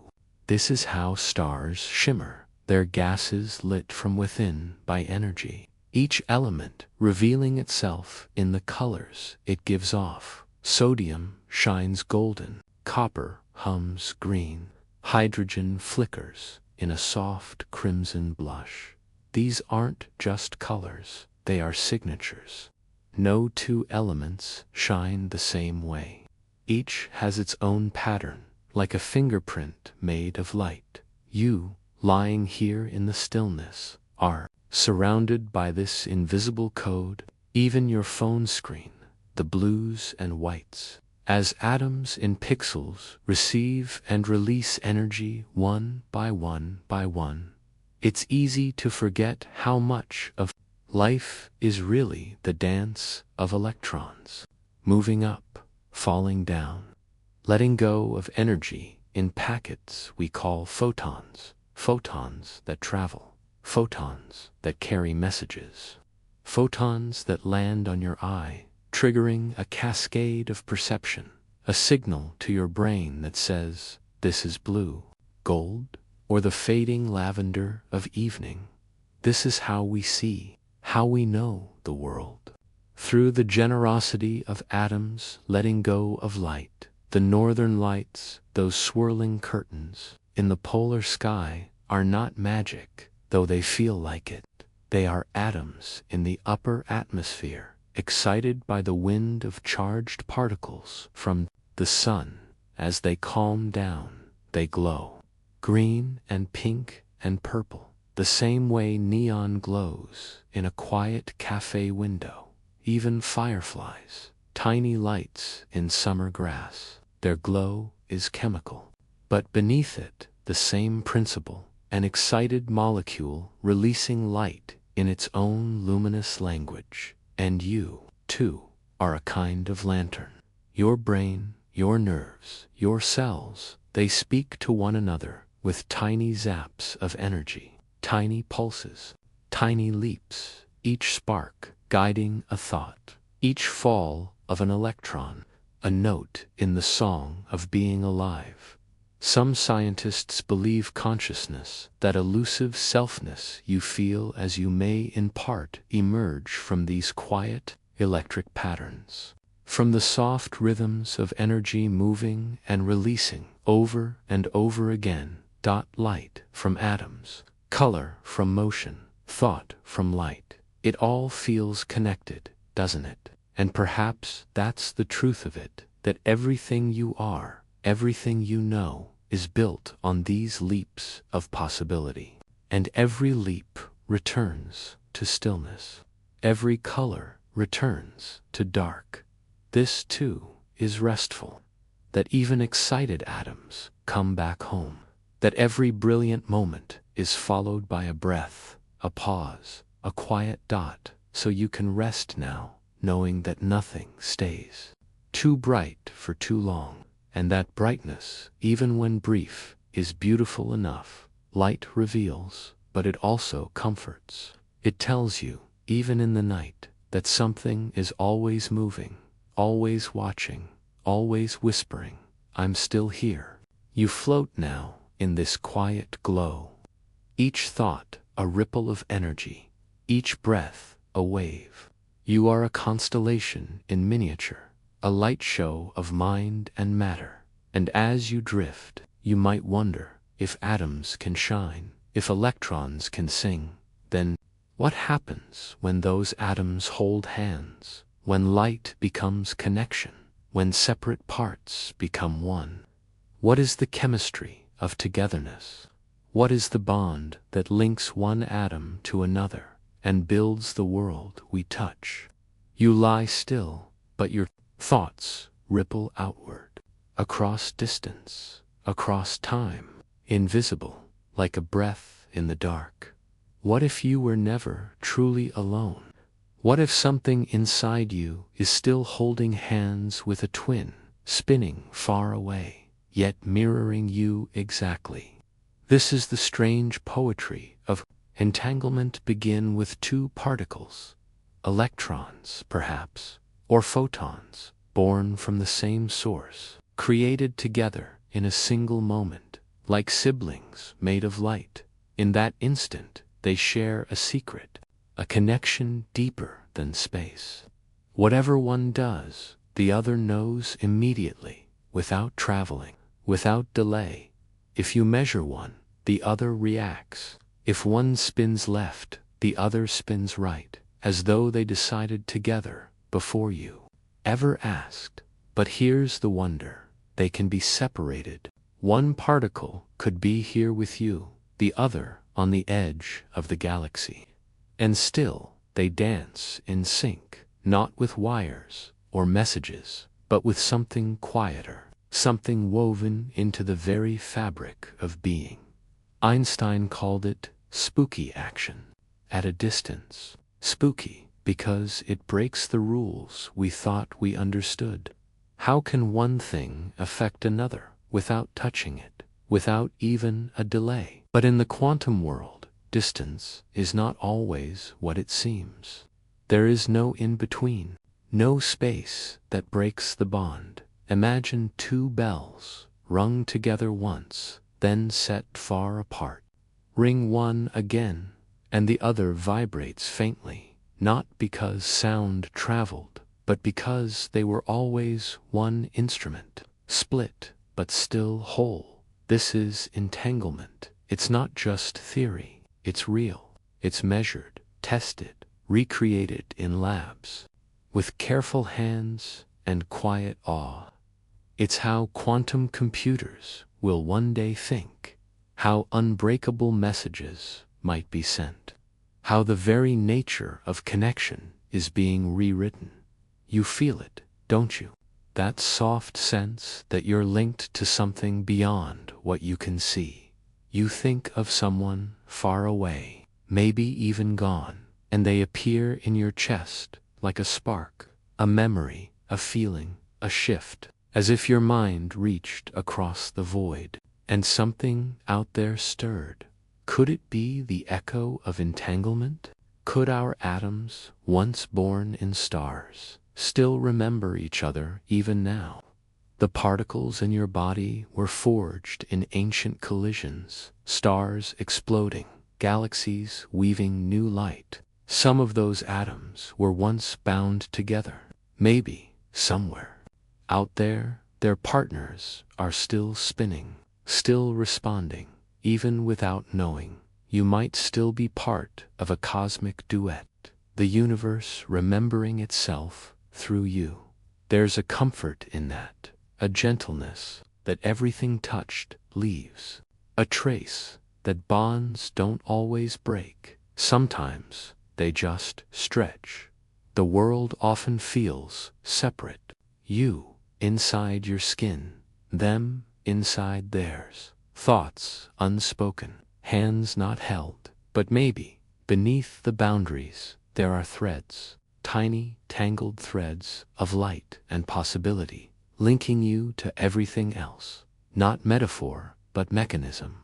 Just feeling, but physics. So when you miss someone, or feel a pull you can't explain, let your mind drift to those twin particles, still turning for each other across the quiet miles, even now. Identical in mass, but opposite in essence. A mirror held up to existence, flipping its image softly. If matter is the note, then antimatter is the echo. If matter is the dancer, antimatter is the shadow that mimics each step but retreats when the music ends, and in that beginning they were born as equals.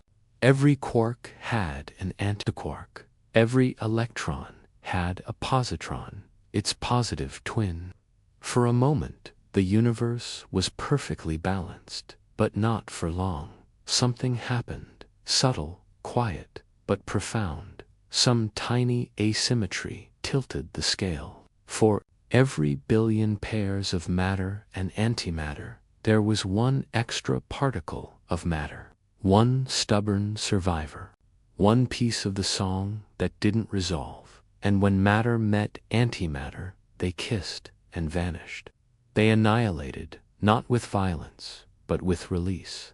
Their meeting was not an end, but a transformation. They became light, photons, energy, and from those billion vanished twins, from all that elegant undoing, the light of the cosmos was born. But the one extra, the tiny remainder, became everything. That extra matter became stars, oceans, mountains, cells. You are made from what didn't cancel out. You are the fraction that lingered, the imbalance that built worlds, a cosmic remainder, a survivor of a symmetry that almost erased itself. So strange, isn't it, that we owe our existence to something imperfect, to a flaw, a gentle misalignment that left behind all that is, but still the echo remains. Antimatter has not disappeared. It visits now and then, in radioactive decay, in thunderstorms high above the earth, in particle accelerators that hum beneath mountains. It flickers into being, dances for a breath, and vanishes again. Scientists create it, catch glimpses of it, measure its brief, beautiful arc, and always they see the same thing. Antimatter never lingers long. It comes to remind us, then slips back into light. You may never touch it, but it is part of your story. It shaped your beginning. It defines your contrast, like the shadow that proves there is light, like silence that frames a song. Antimatter whispers what could have been and what almost was. It raises a quiet question. Why did matter survive? Why are we here and not a universe of perfect cancellation? Perhaps there is meaning in the imbalance. Perhaps we are born not of harmony, but of the slight and sacred tilt. So, as you lie here, wrapped in the calm of your room, think of those ancient twins, matter and antimatter, entwined, embracing, and then letting go. Think of the light there, union created, and the small remainder that became you. You are both what stayed and what almost vanished. You carry within you the memory of your twin, the shadow that didn't remain, but shaped your every atom. The next time you see a spark, a shimmer of light on water, or the quiet pulse of a star, know this: you are seeing the residue of that first goodbye, a farewell that lit the sky. And even now, scientists ask, could antimatter still exist, hidden in pockets of the cosmos? Mirror galaxies, reverse worlds? Could there be a universe where the roles were switched, where we are the absence and our reflection lives?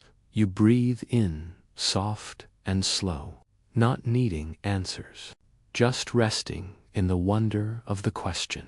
Because maybe existence is not just built from what is, but from the tension between opposites, from the space between matter and its twin. And so you drift again, not toward sleep just yet, but toward the next mystery.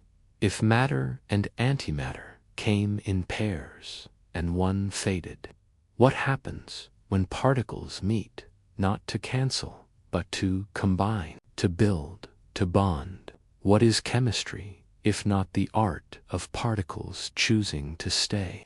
Time does not begin with a sunrise or end with a yawn. It doesn't live in calendars or tick inside the hands of old clocks. Everything in the subtle, precise trembling of an atom. You are surrounded by time. Yes, but more intimately, you are made of it. Each cell, each heartbeat, each moment of thought is tethered gently to the steady rhythm of the cosmos. And that rhythm, it is not mechanical, it is atomic.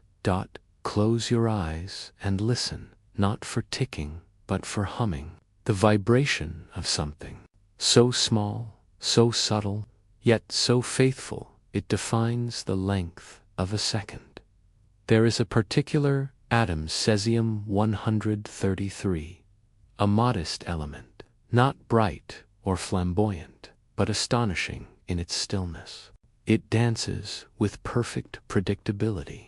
When cesium changes energy states, it emits a whisper of energy, a rhythm that never drifts, a pulse, a beat. 9,192,631,770 vibrations in the time we call 1 second. Not more, not less. That number isn't a guess. It's not rounded. It's chosen. That hum is how we define the second itself. A unit of time, not made by the swing of a pendulum, but by the timeless flicker of a single atom's pulse. In laboratories around the world, scientists cradle cesium in chambers of silence and vacuum.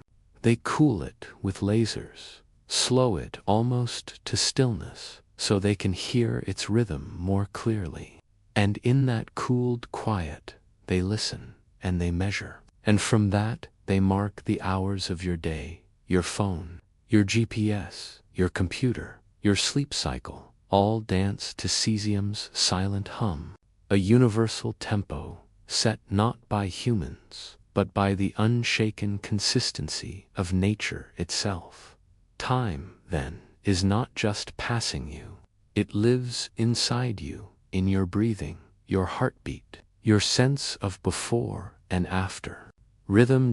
And yet, though cesium hums in steady repetition, you do not experience time so evenly. Some moments stretch like dawn light through mist. Others vanish like breath on glass. This is the softness of human time, the way your brain, made of atoms too, feels the seconds differently. A moment of joy might feel like an hour. A quiet evening might vanish in the blink of a thought. Atomic time doesn't change, but you do. And so time bends, not in the clocks, but in the consciousness that watches them. Even more curious, the faster you move, the slower your time becomes. A truth whispered by Einstein, confirmed in particle labs, and now quietly accepted by the universe. If you flew near the speed of light, A second for you would stretch into years for someone left behind. Time is not fixed, but flowing, a river shaped by gravity and motion, and yet, for most of us, time feels linear, threaded forward, from morning to night, from child to elder, from breath to breath. Still, deep inside, your atoms keep their rhythm, steady, ancient, patient. Each atom is older than any song, and yet it sings. Each cell you hold, each strand of your DNA, built and rebuilt according to a clock you cannot hear, but always follow as you rest. Now, let your breath fall into sync with that atomic rhythm. Feel the quiet intervals between inhaling and exhaling, that peaceful pause, where time is both holding and releasing you. One breath, 9 billion beats, another breath, 9 billion more. Each moment you exist is marked by something real and unseen, a cosmic timekeeper humming gently within the body of matter. This is the rhythm of your sleep, the drift from thought into dreaming, the pace of memory consolidating, your neurons resting, resetting, readying. And though the world outside keeps changing, sunlight shifting on distant walls, remains atomic clocks, no larger than your hand, now help spacecraft navigate vast distances. They send whispers to Mars, to Jupiter, to stars not yet named. They guide us not just in hours, but across light years. They hold still what the universe seems to let float, and in that stillness there is a comfort, remains unmoved, even as the galaxies swirl. So tonight, as you lie in the quiet hush between seconds, know this: you are part of a grand, precise tempo, a rhythm too slow to rush, too exact to falter. You are living inside the heartbeat of the universe, and the universe is breathing with you. Now, as your thoughts slow and soften, you may wonder if atoms can keep time so faithfully. What happens when they connect, when they reach out to one another, not just in rhythm, but in relationship? When does time become memory? When does energy become bond? Close your eyes now.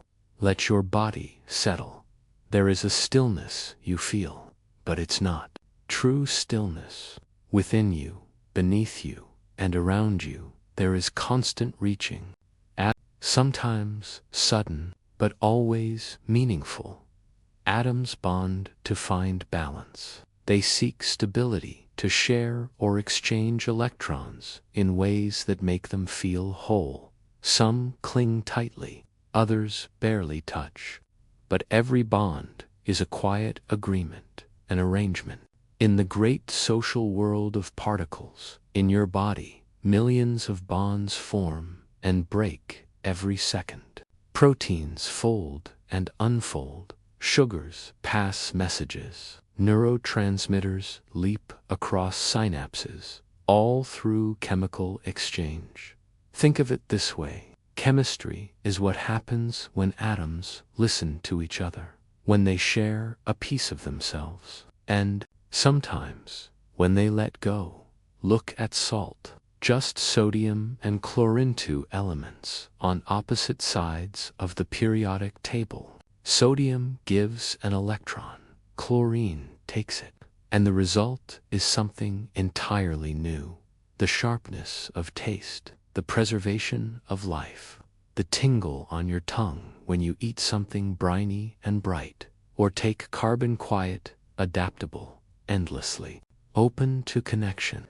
It links with hydrogen, oxygen, nitrogen, weaving the molecules of life. Your skin, your breath, your dreams, all carbon's handiwork. Carbon doesn't just form chains, it forms possibilities. Life owes its creativity to carbon's generosity, its openness. its ability to connect and reconnect again and again without tiring.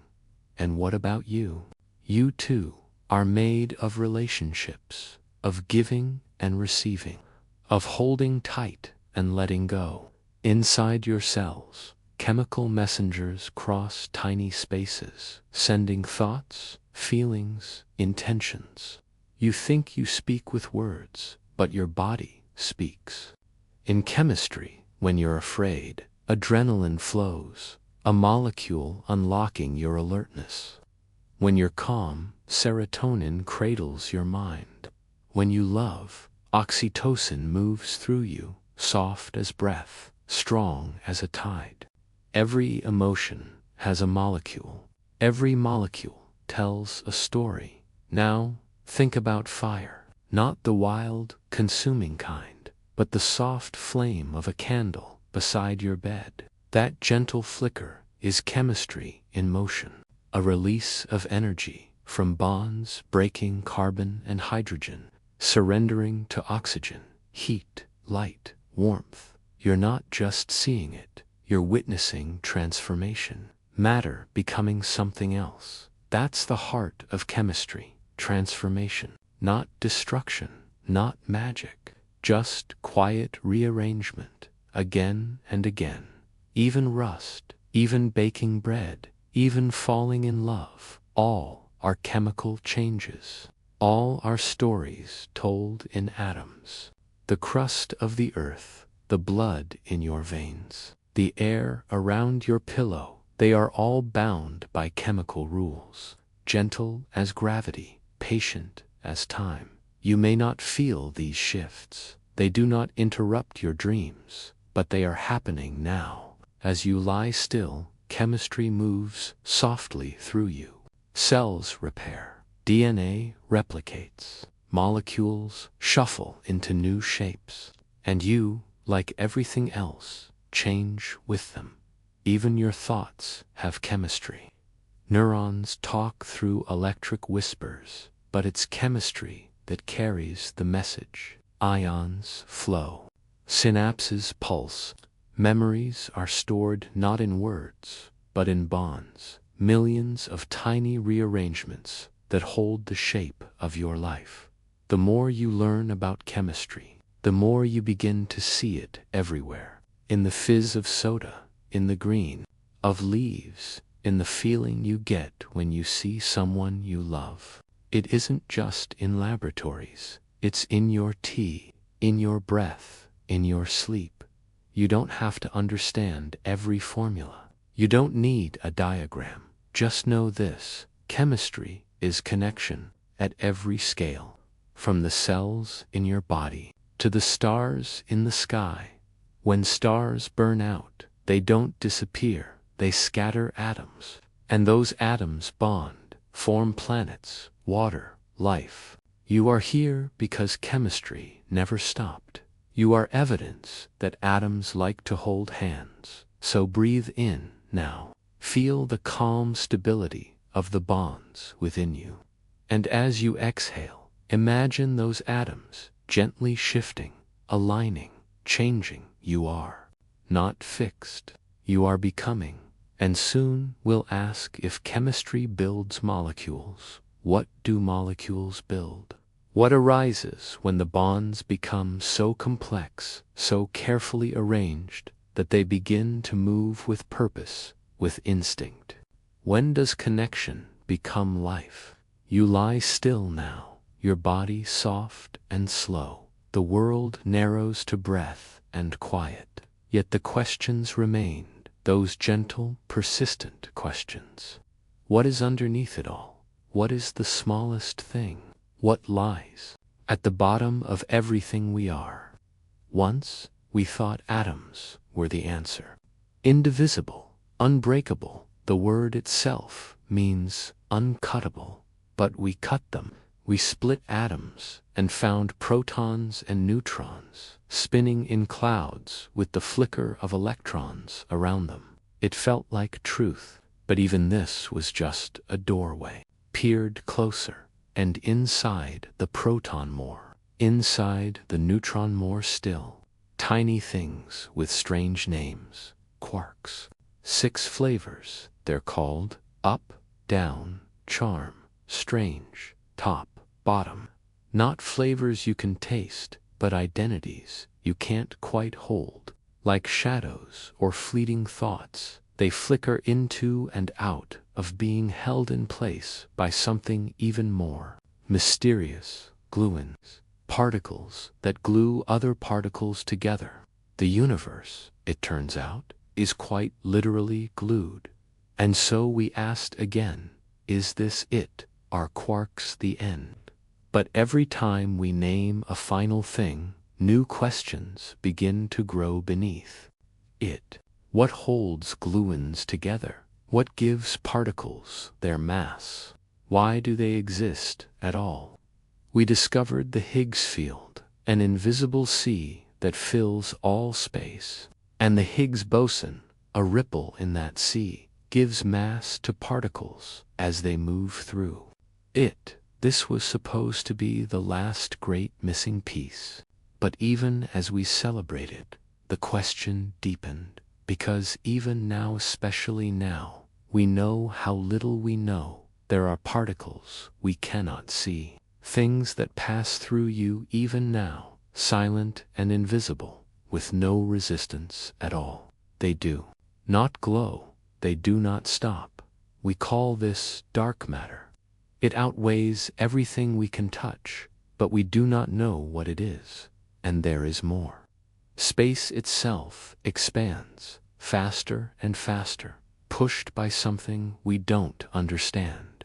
We call it dark energy, not because it's evil, but because it is hidden, veiled behind the limits of our knowledge. So we are left asking, what is truly final? In dreams, finality feels simple.